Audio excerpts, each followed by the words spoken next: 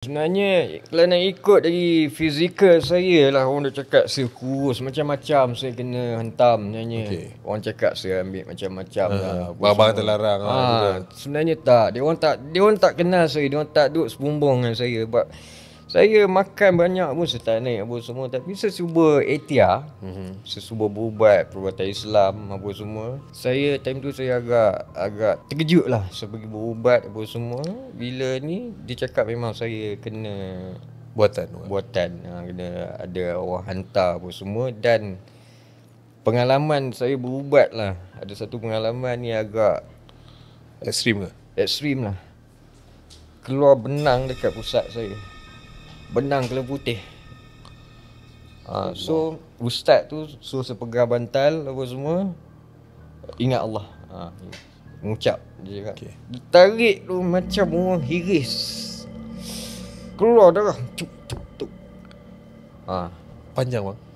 Memang panjang, dalam berapa meter satu, panjang juga, benang putih. Sebelum ni benang hitam keluar sama muntah apa semua. So saya benda ni saya sebenarnya saya tak nak cerita dekat netizen. Sebab yalah, dia orang ada nak percaya tak percaya tu, this up to you lah. Benda tu Ini saya boleh klasifikasikan sebagai sihir abang. I mean hantar-hantar. So benang putih yang abang kata keluar tadi tu, is it itu first dah kena ke ataupun sebelum tu ada yang lain lagi? Sebenarnya saya dah lama dah terkena ni. Macam tadi abang kata abang pernah muntah, keluar apa? Keluar rambut?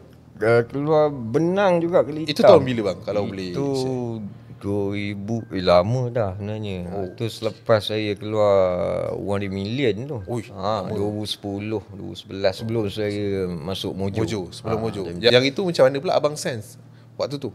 Itu kalau abang saya jadi macam malas nak buat kerja. Lepas tu bila sama, dia benda simptom dia yang sama. Bila nak pergi menyanyi je, hari menyanyi je sakit. Tak jadi. Bila habis menyanyi je menjerit lah, macam mana pun okey. Ya Allah, kenapa aku ni kan?